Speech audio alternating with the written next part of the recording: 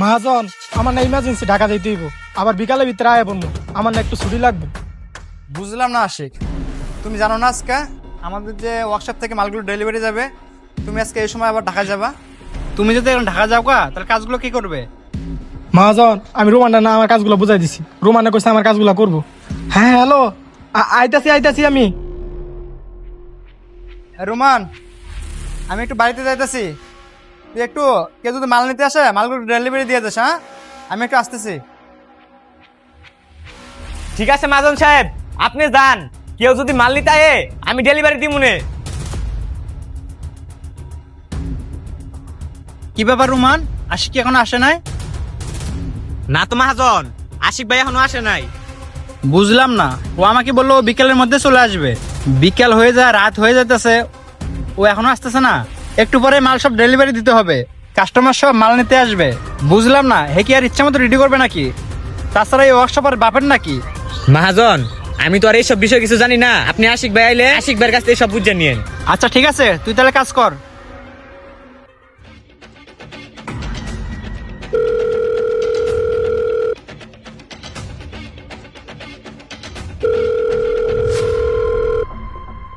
ফোনটা বন্ধ করে রাখছে। আসলে সবচেয়ে আমারই বড় বোকামি হচ্ছে, এইসব পোলাবানকে আমার কাজ দেওয়া নেই। কি ব্যাপার রোমান, মহাজনটা দেখতাছি না, মহাজন কই গেছে? ভাই মহাজন তো একটু বাইরে গেছে। ও বাইরে গেছে, আচ্ছা তুই ওই জায়গায় কাজ কর, আমি এই জায়গায় কাজ করতেছি। না না ভাই, তুমি কাজ করো না। মহাজন তোমার মানা করে গেছে, আর মহাজন আইলে তুমি কাজ করো। মহাজন না করে গেছে মানে? বিষয়টা আমি বুঝলাম না, মহাজন আমার না করে গেল কে? মহাজন কালকে থেকে তোমার অনেক চাঁদা, তাই মহাজন বলে গেছে তোমার হাতে কোনো কাজ না দেই। কি কইতাছস তুই এইসব? ভাই আমি সব সত্যি কথাই বলতাছি। একটু পরে মহাজন আইবো, মহাজন আইলেই তুমি কথা বইলো।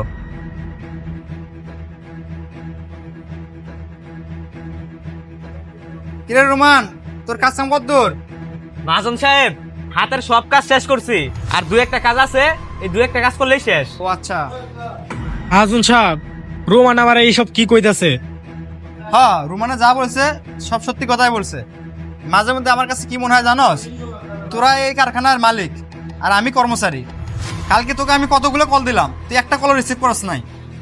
এই জন্য আমি রুমানকে বলে দিছি, তুই আসলে যেন আমার পারমিশন ছাড়া এই কারখানায় কোনো কাজ না ধরিস। যেদিন আমার কারখানার ভরপুর কাজ থাকবে সেদিন আমি তোকে পাবো না, আর যেদিন কাজ থাকবো না সেদিন সবারই আমি পাবো। শোনা শিখ, আমি এভাবে তোকে নিয়ে ব্যবসা করতে পারবো না। মহাজন, আমি তো আমার কাজ সব রোমানকে বুঝাই দিয়ে গেছিলাম, আর আপনারও বই লাগেছিলাম। আমার ভাই ঢাকা হাসপাতালে ভর্তি, তার রক্ত ম্যানেজ করাটা অনেক জরুরি ছিল। মহাজন, এই জন্য তাড়াহুড়ার কারণে আপনার সবকিছু খুলে কইতে পারি নাই। আমি আপনার এখানে 3 বছর ধরে কাজ করি, আমি কোনোদিন অ্যাবসেন্ট করি নাই। আর একদিন আমি আইতে পারি নাই দেখা আপনার প্রমাণটা কয়ে গেছেন, আমি যদি কোনো কাম না দিই। মহাজন, কালকে যদি আমার ভাই হঠাৎ করে অসুস্থ না হইতো তাহলে তো আমি কাজে ঠিকই আইতাম। শোনা শিখ, তোকে পরিবারে কেটা অসুস্থ হলো না হলো এগুলো তো আমি আমার ব্যবসা চালাতে পারব না। শোন, তোকে ইচ্ছা মতো কাজ করলে করবি, না করলে চলে যাবি। শোন, আমি এত তোকে প্যারা আমার মাথা নিয়ে ব্যবসা করতে পারব না। আর একটা কথা তোকে আমি সাফ সাফ বলে দিতেছি, তুই যদি ভালোভাবে ডিউটি করতে পারোস তাহলে ডিউটি করবি, নাহলে তো এখান থেকে চলে যাবি। মহাজন, আমি 3 বছর আপনার এখানে সততার সহিত ডিউটি করে গেলাম, আর আপনি এটার প্রতিদান এইভাবে দিলেন। আমি যদি ছাড় না পাই তাহলে আমি আপনার এখানে কাজ করবো না। সত্য কথা বলছে দেখে গায়ে লাগিয়ে গেছে। রোমান ভাইয়া, তুমি আজকের দিনটা একটু কষ্ট করে কাজ কাম করো, আর কালকে আমি তোমার জন্য একটা লোক নিয়ে ব্যবস্থা করুন নি। মহাজন, আমি ওর আপনার এনে কাজ করবো না। কাম করবি না মানে? বলা তো যায় না কখন কার কোন দিক দিয়ে বিপদ আসে, আর কালকে যদি আমার উপর দিয়ে বিপদ আসে আপনিও তো আমার সাথে এই সেম কাজটাই করবেন।